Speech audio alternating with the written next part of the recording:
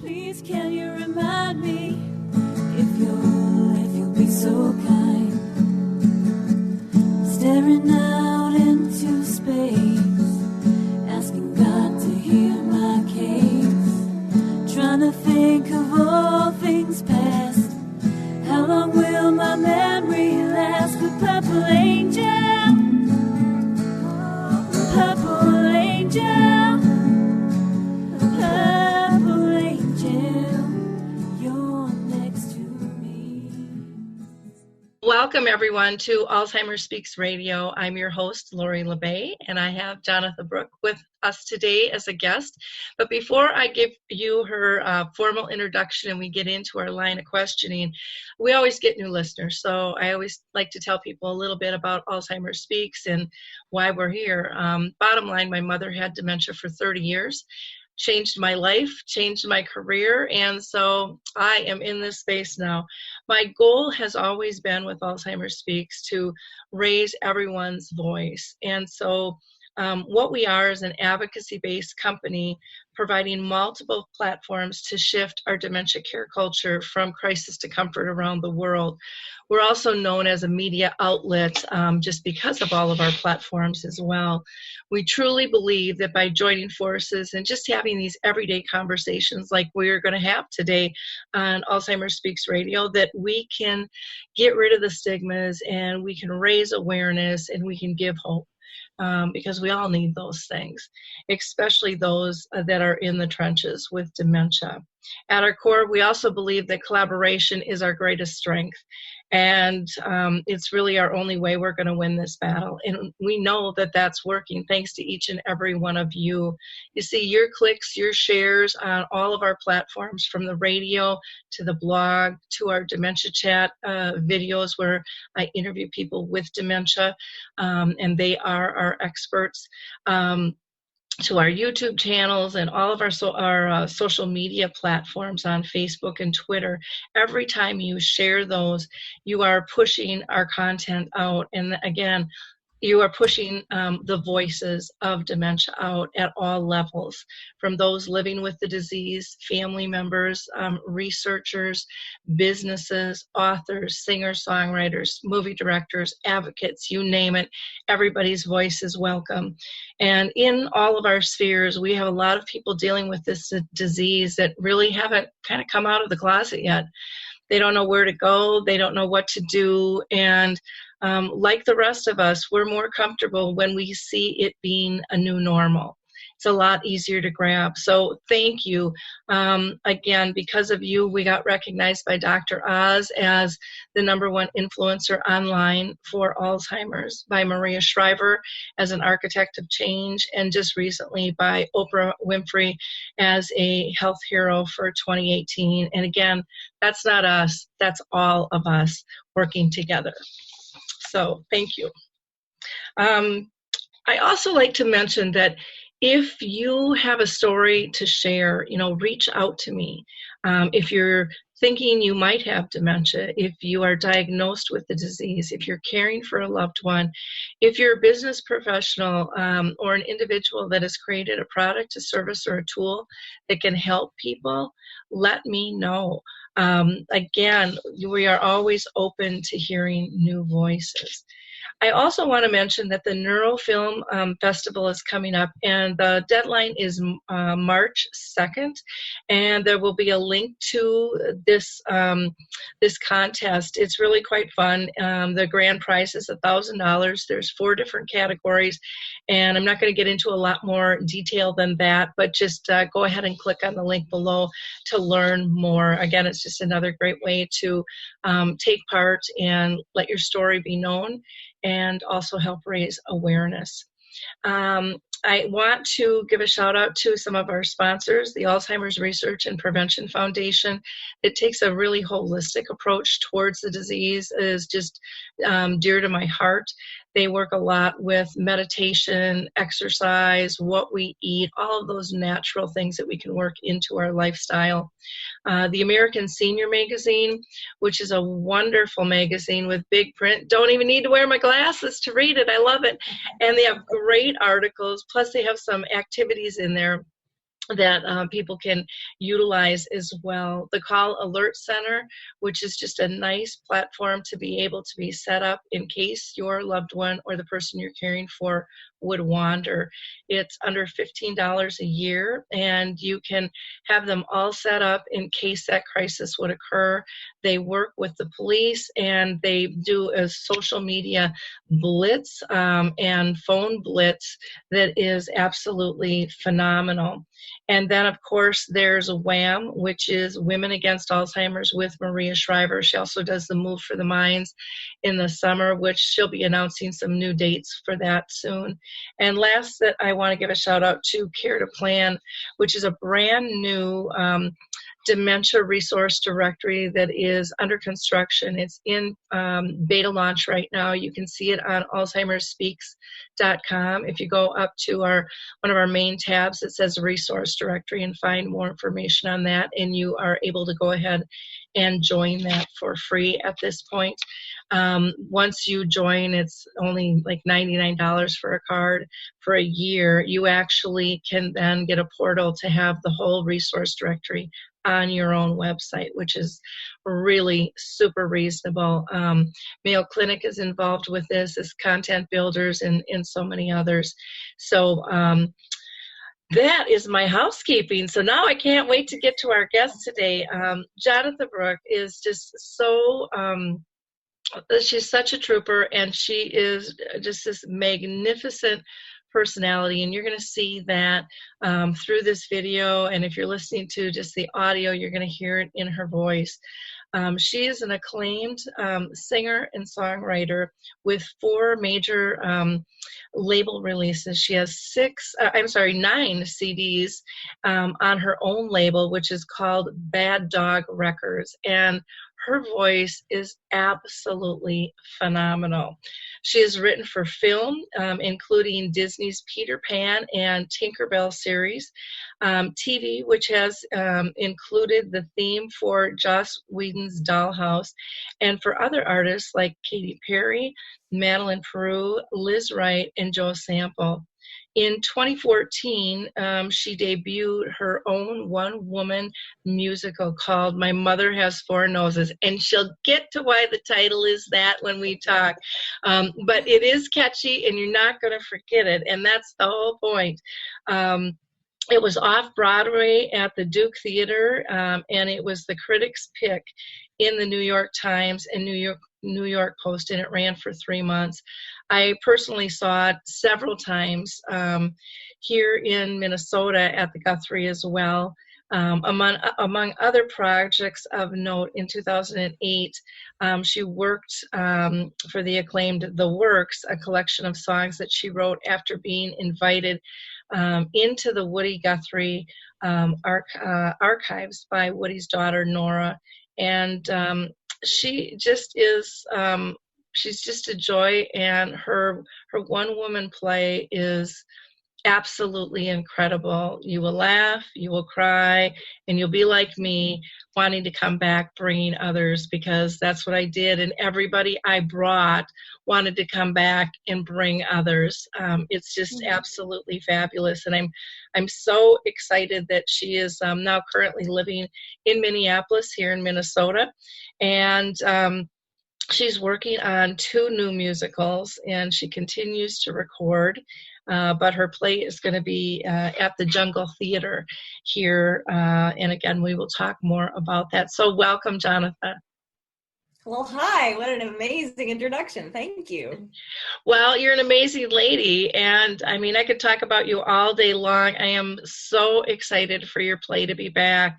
Even when I go out speaking, you know, I talk about your play and say, if you see this in your area, you have to go. It's just, it needs to be on everybody's to-do list, bucket list, because it will lift you. And your music is just absolutely incredible. You're so talented. Thank you. I don't know how, I am not talented in that fashion in any way. So, but to capture an audience and the way you move and sing and weave your story is just, it fascinates me how you were able to do what you have done, with My Mother Has Four Noses. So to start, Jonatha, I always ask people what brought you into this space. And can you just give people a little snippet about how dementia touched you? Yeah, well, I mean, my mother, as you probably can attest to, since you had a 30-year journey with your mom, how experts are now saying, like, it may begin before the obvious signs. Mm-hmm. Well, my mother was always a character. I mean, she was a little quirky. She tended to be very emotional. She was a poet, and she was a clown. She went to clown school when I was in 7th grade. So we always sort of chalked it up to weird mom. But by about 2008, 2009, there were some serious signs that this was not just, our normal trajectory. So that's when I started really, really honing in and paying attention. And it became clear, okay, I think we're going to have to call this dementia. This is probably Alzheimer's. And so I started getting closer and spending more time with her. And by the summer of 2010, she just wasn't safe where she was. And it was clear, something drastic had to happen. And so I moved her in with me. I moved her to New York City. I found a tiny apartment, and somehow it became available. It was sort of all these doors kind of opened magically, thank goodness. But I found a small apartment in the building where my husband and I lived. And I moved my mom down to New York City, and I started to care for her. And I, little by little realized how intense and deep of a journey it was, and how beautiful and magical it was at the same time. And as I needed, I would add caregivers and find help and, reach out. And it was intense, though, as anyone who's been through it knows. Wow. Yeah, that had to be so difficult in terms of coming to that conclusion, that this isn't quirky mom anymore. I know in our family, it was just one of those things where you're just in denial. You don't want to deal with it, and you don't even know you're in denial. It's just, and then all of a sudden it's like, oh, okay. Yeah. And then also like, people are proud. They don't, mm-hmm. My mother didn't want to be a burden. She didn't ever want to admit there might be something wrong. So by the time that we should and could and might have had the conversation about, Mom, this is different, something's happening here that we need to talk about, we weren't able to have that conversation. So mm-hmm. there were these very tacit, unspoken agreements that were almost electrical and chemical, where she resisted on the surface. She was very like, I'm fine, I can walk, I can do, I don't know what you're talking about.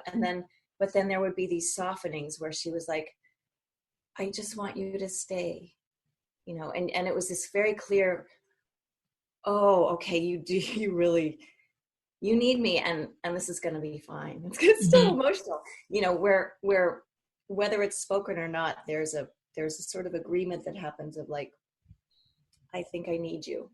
Yeah. Yeah. So, and that's when I packed up this SUV in Boston on my wedding anniversary, no less. And I drove my mom and all the possessions I could think of that she would need to New York City. And, there we were on my husband ran down and met us on the street, and I'm there in this SUV after this 5-hour journey with my mother. And I'm just like, happy anniversary, my love. I brought you my mother. And that's when the journey began. Yep. Well, in that sense of humor, that sensitivity that you have just flows so beautifully and touches. I mean, people bring some Kleenex. You will laugh and you will cry, but you will be so lifted because you will feel Jonathan's journey with her mom so intimately. It's hard to really put into words how touching it is. And it's almost impossible not to move somebody in that audience, no matter how staunch they are and don't want to hear it or see it. When you combine all the emotions that you do, it's hard not to grab everybody and pull them in. Yeah, and I think that there's a real value in kind of declassifying the information. I mean, a lot of it is, it can be very squeamish to talk about the hard stuff. Mm-hmm. You're exhausted. You're wondering if you're going to die first. You're like wishing for it to be over. All these are really horrible and very valid things that we go through as caregivers. And yet there are incredibly beautiful parts, and there can be these connections that are through music or food or the smell in the room. And I guess what I have found and what's been so rewarding for me is that people are so relieved to share mm-hmm. and to hear their story. Okay, mine's a little different, but we all share in so many of the details of what this journey is like. And I think it's a relief to laugh about it, to mm-hmm. cry about it together, to like have this music that gets through on some other level that you don't have to say anything, but it's like, okay, you're hitting an emotional truth for me. And I think it just makes it more universal that we can desensitize it, declassify it. It's not something we shouldn't talk about. We need to talk about it because we're all going to share this somehow. Yeah, and it really does open the door for people to have authentic conversations. With your show, I call it emotional-based training, which is what I do, is you get people to feel the need to change, and you give them the permission to feel. Because I don't think we change the mind without changing the heart, and I don't think we can change our cultural delivery styles or projections, whatever, without truly having that authentic feeling of a true need for change inside us. When I've done the screenings for His Neighbor Phil, when I worked with the Hollywood producer on that one, they were like, what do we do, with this film? And it was all about, I don't want to see it on the big screen. I want to have these intimate sessions like you do with yours and do the talkbacks, because that's where the conversations come from, and the stories of the people, I mean, after they come to your show are incredible. I mean, the chatter that's going on, or the people that don't even want to leave their seats, they want to stay longer because you've made them so comfortable. That is just a really rare thing, and it's so beautiful. So first and foremost, I have to thank you for being brave enough to share your story, and second, for your gift of giving in such a beautiful way. I want to ask you a little bit more about the show, but would you mind just sharing a song with our audience, or a portion of one at least? I would love to share a song. This is a song that this comes in right as I'm realizing, I better do something. This is serious. Right before I decide to bring Mom to New York. And it's called What Do I Know?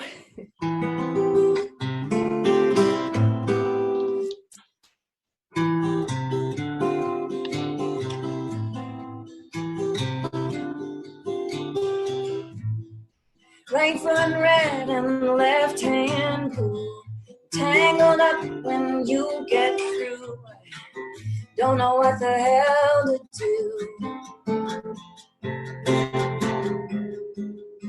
You tie me up and you tie me down. There's no way out of this dark town, and you're all painted like a clown in a permanent frown. And there's this cold breath on my collar. There's the dime and there's a dollar. But I'll make the call, I'll take the fall, I'll climb the castle wall. I'm my mother's only daughter. What do I know? Tell me, what do I know? I'm listening now.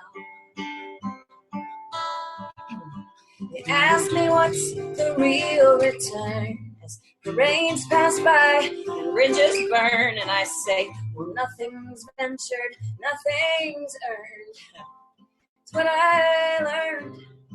'Cause every complicated step, she'd be watching from stage left. And when I'd fall, she'd talk me through the rest. 'Cause what did I know? Tell me, what did I know? I'm listening now. What do I know? Tell me, what do I know? I'm listening now.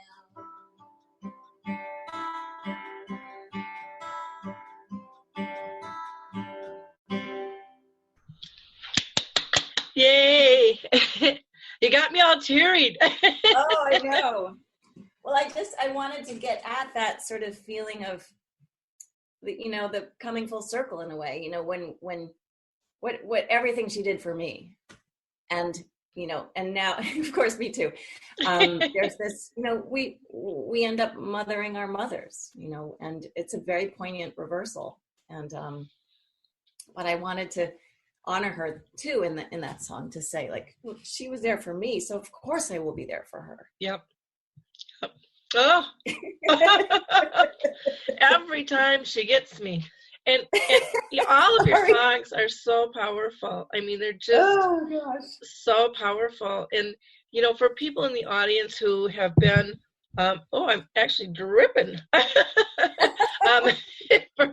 For people who are in the audience who have gone through the experience, it's almost impossible not to feel your words deeply, because it's, like you said, we've all been on this journey, but so few of us know how to express it, or know anyone we can even express it to, because people who haven't been on the journey don't really always understand. They try, but it's just really difficult. And I know I had, like I said, I went several times and brought different people, and not everybody had personally experienced it. Some were professionals that deal with it, and it changed how they look at dealing with dementia too. And so, and then I had others that just weren't touched, and I had no idea. I just had no idea. And that's such a powerful thing, to be able to just open that door in a non-threatening way, and then have it in a fun environment, go into a show. It's really brilliant, and more people need to see this. I would just love it to be full-fledged out there all the time, though I know you've got a lot of other projects, but it's just so beautiful. So beautiful. It's definitely near and dear. And I think also that my real challenge was to find the balance between, because there was so much joy and humor in our day-to-day, and Mom was really a character, so there was funny stuff happening all the time. So I do, it's not all rip your heart out, tragedy, because there was so much joy in embracing whatever the new normal was each day. And I was lucky enough to find some amazing caregivers, including my husband's sister Julie, who moved to New York to help us, and just embrace this crazy woman, my mom, and all of her vagaries and her poetic pronouncements and her drama. And she would make up plays sometimes, and we would, often we would have to sing the Cream of Wheat jingle 5-6 times a day. And How Much Is That Doggy in the Window? I mean, we've really connected on these musical touchstones for her, which, I think anyone who is dealing with dementia can tell you, like, those are some of the strongest ways to keep someone, in their world, and to join them where they're still capable of, being very present and having these things that are meaningful to them that you can connect to. Yeah, it's music is so powerful, and there's finally more and more research coming out about that all the time. And but what I always like to tell people, it's not just for people with dementia, it's for all of us. Our emotions are tied to that. I mean, proof with my tears from the song you did, and my tears weren't really sad tears. They were really for me, it was like, what an honor that was for me to care for my mom. What Yeah. a gift. Yeah. So they weren't sad tears. I mean, granted, I miss her and stuff, but they really were truly I remember, going through those struggles and stuff, and we always think of giving care for somebody is an obligation, it's a duty. But once you're in this mode, and once you've accepted that this is your new normal, like you say, then you got to start really looking for those gifts, because they're just, oh my God, they're all over the place. And they look, like you said, really different from what they used to. For sure. For sure. And then if you can kind of recalibrate to, okay, yes, I had to really figure out, oh my goodness, okay, my career is on hold. Like, this is going to be my full-time job right now. And at one point you're like, there goes my everything. Like, and you have to really like say, okay, but wait a minute, like, what else matters? Yeah. This is my mother. This is the only mom I've got, and this is life, and this is the only life I've got. Like, of course, this is what I'm going to be doing. And so what? I can make another record whenever it's time again. But yeah, this is really important work. Yeah. Well, and I think through your musical too, you show that relationships aren't perfect, and they're not easy all the time. and there are really struggles where there's times where you just like all of us, we just want to walk away sometimes and go, I can't do this. I'm not strong enough. I don't have it in me. And it's okay to feel that way, and Yes. and work through it. It's normal. And I was very lucky that my husband was so supportive, Mm-hmm. and that I could take these major chunks of time away and not be earning money. I mean, I have to say, like, I was incredibly fortunate to have that support and a network and a little bit of money on the side that mom had stockpiled, so that we could pay her rent, and it could help with some of the caregiving. So I do not belittle. I don't know how I could have done it if I were working full time, and my mother's main caregiver. So I have to. That's just a daunting other part of the picture, that I bow down to the people who are in the trenches and trying to juggle kids and jobs. And I mean, that's something that is beyond saintly. Yeah. And there's many, many, probably hundreds of thousands of families out there. Yeah. Exactly in that situation. And that's, why we need the research. And it's, it's sad that like Pfizer has pulled out of the game now. But even more so, we need the social support. We need to be able to have these conversations. People need to see, your musical, to open that door and to frame it in a different light. What would you really like people to learn and see and hear when they come to you? What was, when you started this whole thing, what were you thinking? Or was it just one of those things you just wrote it and didn't really know where it was going? I really didn't know where it was going. I just knew that it was bigger than my next record. I knew that it had to be theater. There had to be a connection in the storytelling, as well as just the 10 songs that I had written that related to our 2-year journey. And I think what I most wanted was to tell a love story, to really get at unconditional love, and the fact that can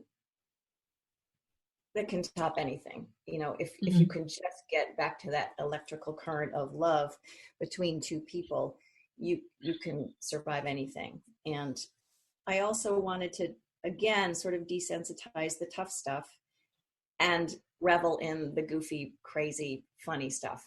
Because if you can't do that, then you're totally sunk. So, I mean, even anyone can tell you this probably has happened to them, but like, as things were happening with Mom, in my mind, I'm thinking like, this can't be, this is just can't be. Like, even as she was actively dying, crazy stuff was going on around her. Like, caregivers were going into like religious fits of like speaking in tongues, and it was something that I wasn't familiar with before. But I was trying to keep the scene like really, really quiet for Mom, because it was, you know, it was time, and hospice was there helping us, and it was this amazing, sacred, you know, quiet thing. And then one of the caregivers just started convulsing and frothing at the mouth, and yeah, in my head I'm thinking like, wow, this is great material, I guess. I gotta put this in the play. So I guess I was just sort of, I wanted to get at like, this crazy stuff happens, and it's, you have to laugh, and you have to sort of put it in this, like, these things do coexist. Create, you know, funny, and like, oh my God, she's really dying. And I wanted to be able to like put those things in the same sentence almost, so that anyone else who had been in those situations would be like, okay, I'm not crazy. I mean, I know this was happening, but it was kind of funny and weird too. And is that okay? Yep. So that was a big part of like, I just wanted to get it all out there, all the gushy, funny, tragic, weird, ugly stuff. Well, and there's really no topic that you don't cover in this thing. I mean, because it's, you know, 24/7 kind of role of what's going on, and you move so beautifully on stage too. I mean, your stage presence is just unbelievable. You just kind of glide from one thing to a next, and as you're telling the story, I mean, you have this ability to just draw people so close, like you're the only person in the theater that you're talking to. It's just, it's very intimate, even though it can be, you know, a large theater, you know, packed full of people. You just feel like no one else is around but you. I mean, because it's this draw that you have. It's just a really magical gift that you have. I started out, it's funny, I started out as a modern dancer.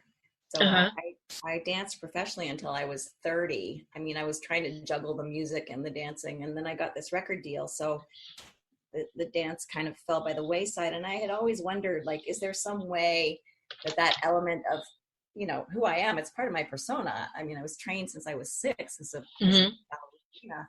And I always wondered if that would somehow I could incorporate it, or it would become a part of something. And I think, you know, in very subtle ways, obviously I'm not doing grand jetés across the stage, but in very subtle ways, that training does inform the way I move on stage. And because I get to wear this Britney Spears microphone, so I'm not trapped behind, you know, like normally when I play a concert, I'm sort of stuck in the middle behind a microphone stand. I have this fancy pants microphone for my play, so I get to move, and I'm much freer with my physicality, and that sort of feels like an amazing gift to have that freedom, but also to feel like that training comes through in very subtle ways. But there are just even small movements where it feels almost like, oh, there's a little choreography to that thing that amplifies the emotion of what just happened.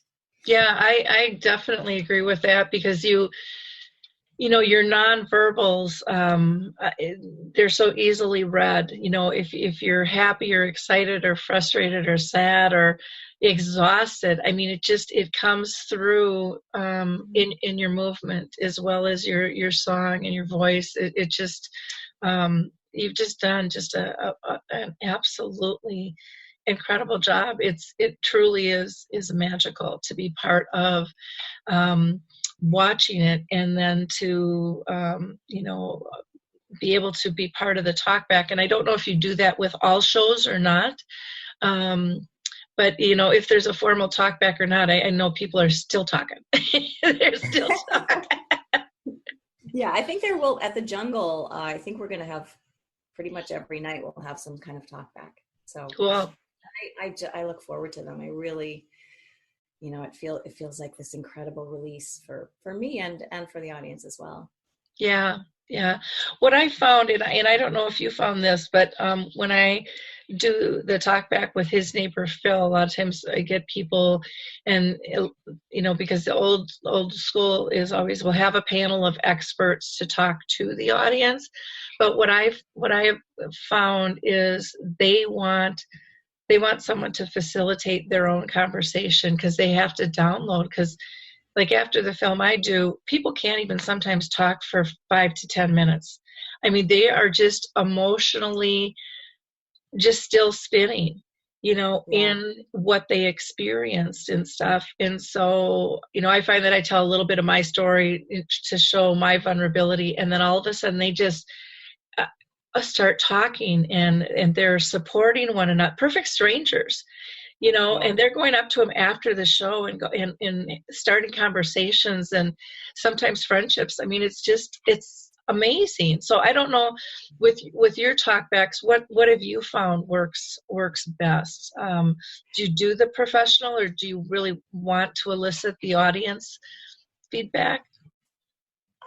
Often we'll bring in somebody who's, an authority on neurology, or a palliative care expert, or someone from hospice, or someone like you who's, experienced in the field.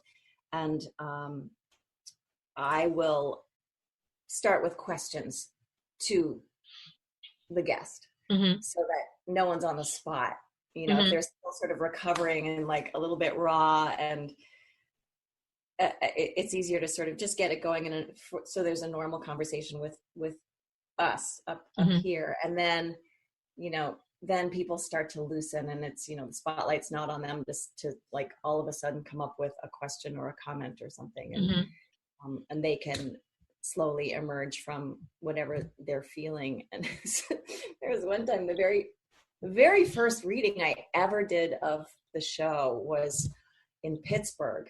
And it was only about 6 months after Mom had died. And my friend Tracy had put me into her new play festival. And I wrote it, I was just had this deadline, and I was grieving, I was writing, and I was playing, and I just was like, all right, well, here we go, Mom. I guess we got to tell this story. So I performed it. And I remember I had never acted before. So I don't think I've ever been more terrified.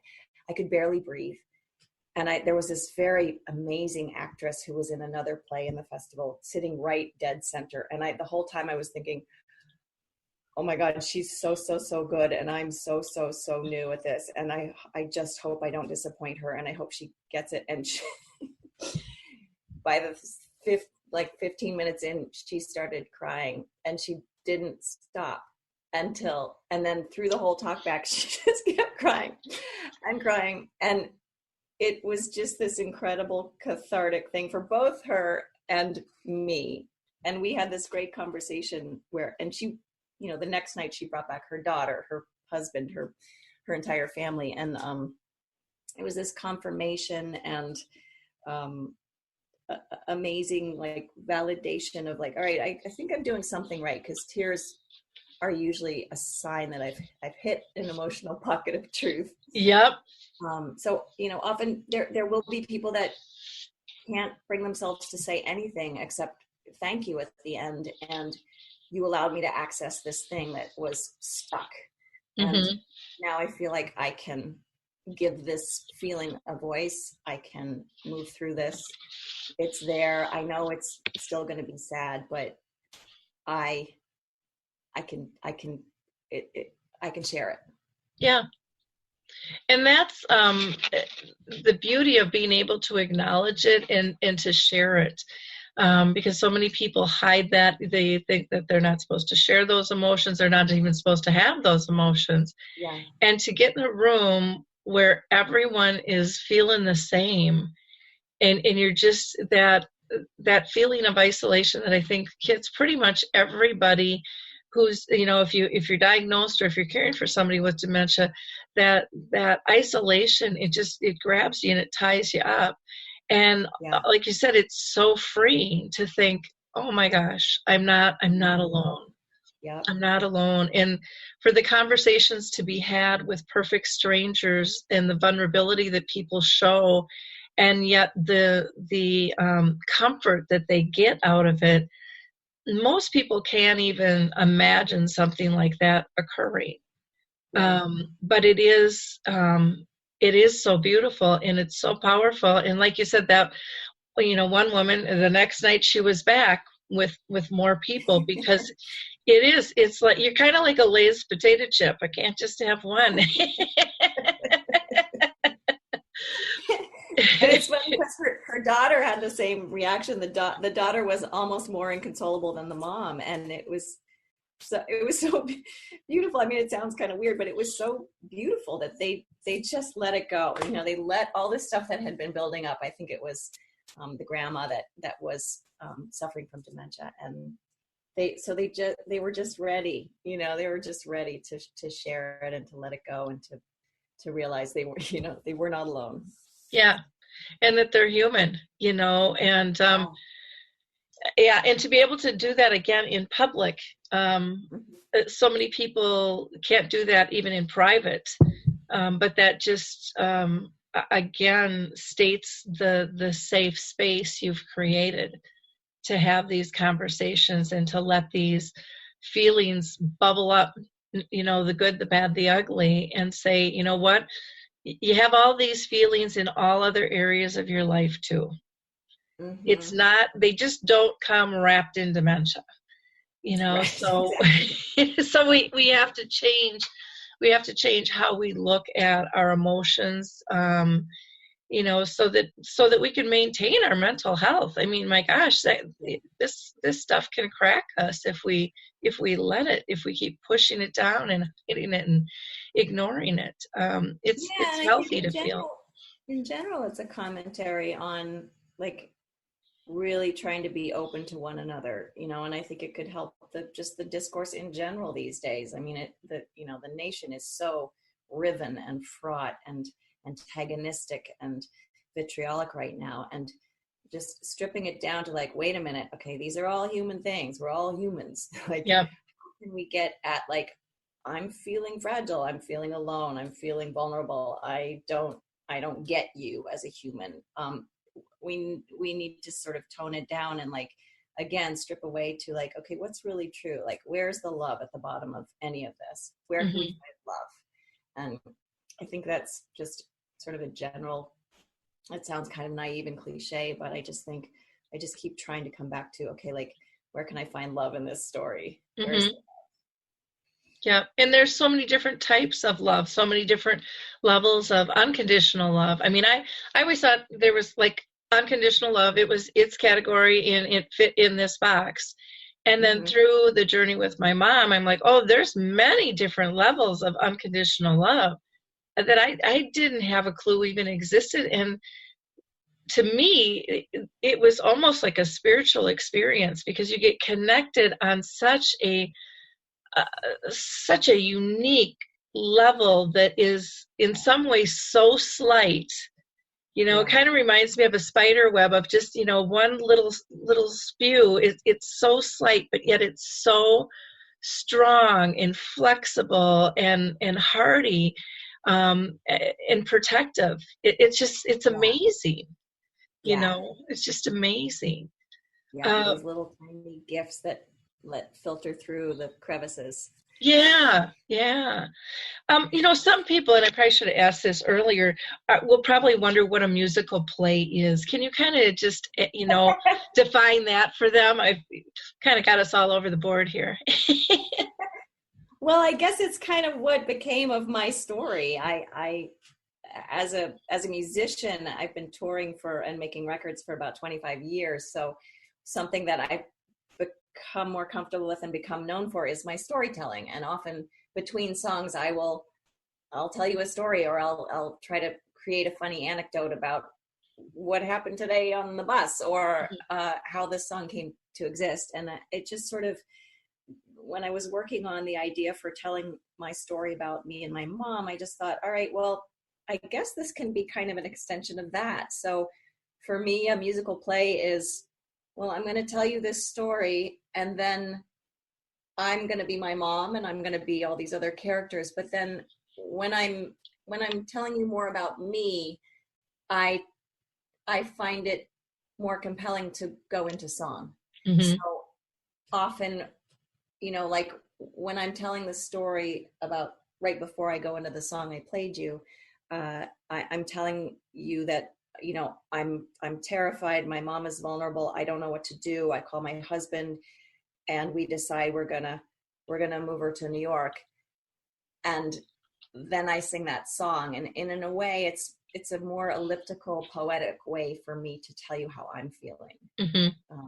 And for me, that's always been why I write songs. I don't want to beat you over the head with, oh my God, I'm so scared, I have to move my mom in with me. I want to tell you some poetry. I want to sing it in a beautiful way that's more compelling and more emotionally sort of satisfying to me, harmonically, lyrically, melodically. So to me, a musical play is just combining the storytelling with more poetic songwriting that will weave in and out of the story and give you a little more insight into the Jonatha character, if you will, Mm-hmm.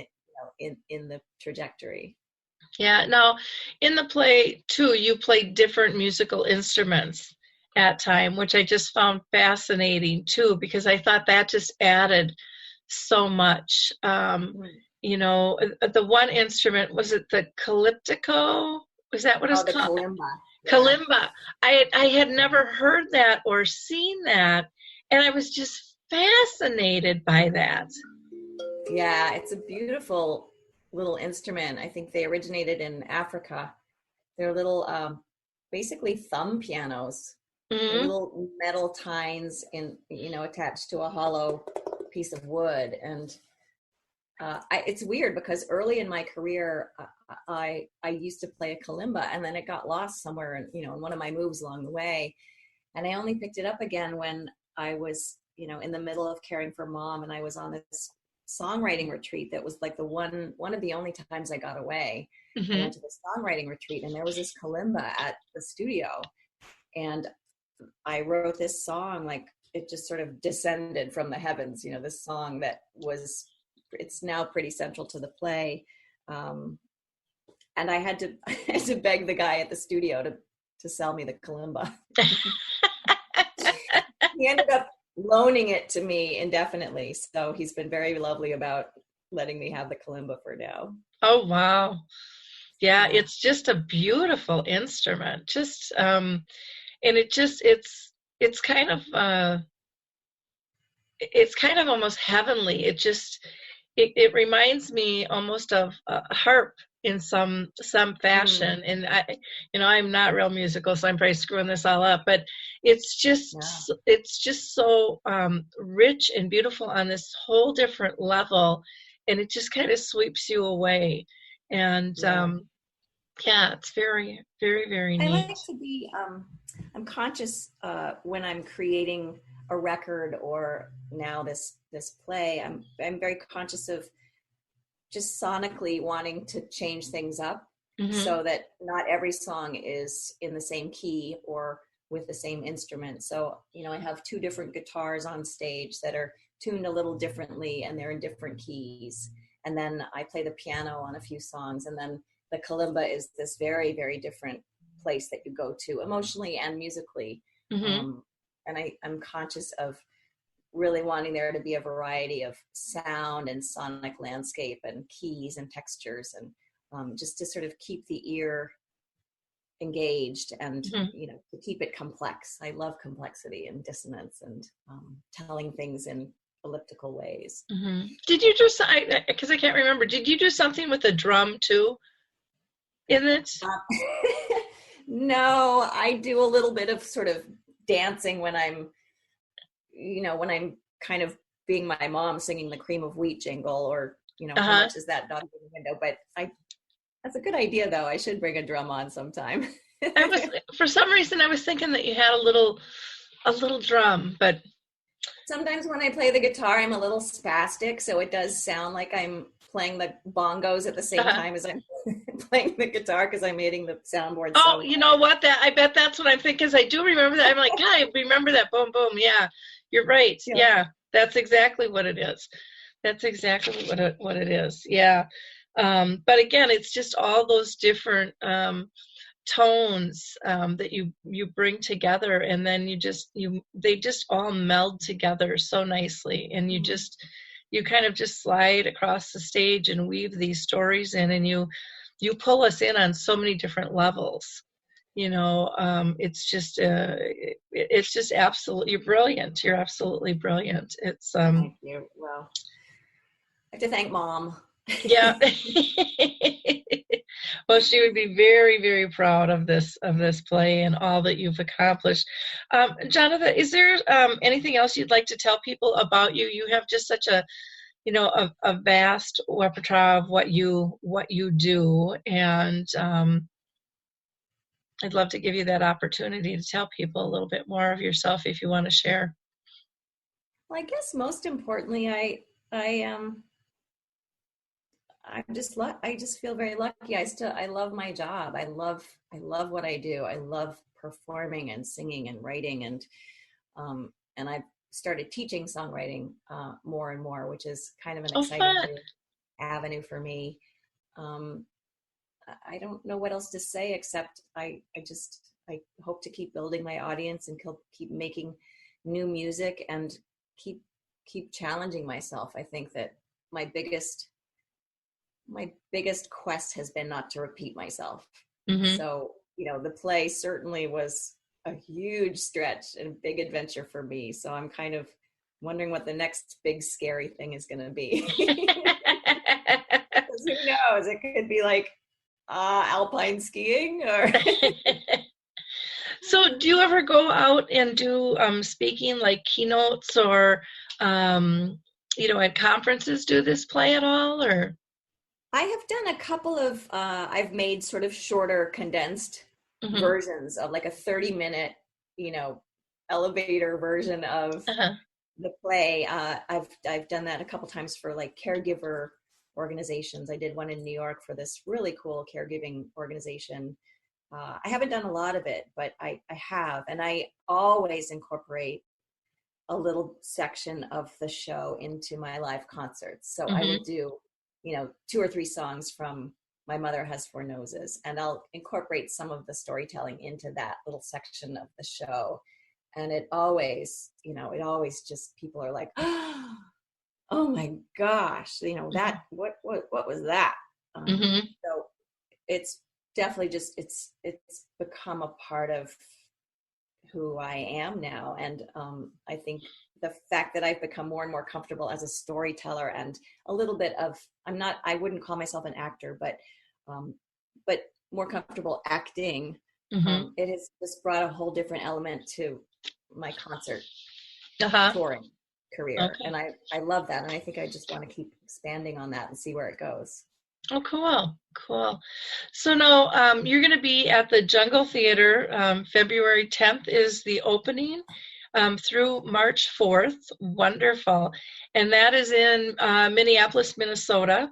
The Jungle Theater, if you want to call them, is 612-822-7063. 612-822-7063, and they're at 2951 Lindale Avenue South, or you can always go to jungletheater.com to purchase your tickets directly. You can also get more information on the play if you go to the number 4 and then noses.org, 4noses.org. And then Jonatha is on Facebook, so you can find her there just under Jonatha Brooke. And or you can always go to her general website, jonathabrooke.com. And Brooke is with a K at the end, and we'll have all those links in all over the place, on the radio platform, on the blog, etc. But I would really encourage people to go see this play. If you're out of state, it might just be a fun weekend to come into town and check it out. Probably just avoid Super Bowl weekend here in Minnesota. Oh, the other thing that is always interesting, sometimes fans will contact me through the office and they'll say, I think I might be a little too raw to come see this. I think I'm too close to it, or my mother just passed, or I'm in the middle of this. I just don't think I can take it. And of course I say, well, whatever you feel is best for you. But I say, it just might be the thing you need. And the people who actually come, who are terrified that it's too soon or too much, are always so glad they did. Yeah. So if that helps anybody who's on the fence or scared that it might be too raw or too emotional, I would encourage you to take a chance and just come share in the evening. Yeah, I tend to agree with that, because again, if you cry, it's okay. You're not going to be alone, and you will cry. You will cry from some grief that touches you, but you will cry from laughing so hard too. She evens it out, let me tell you.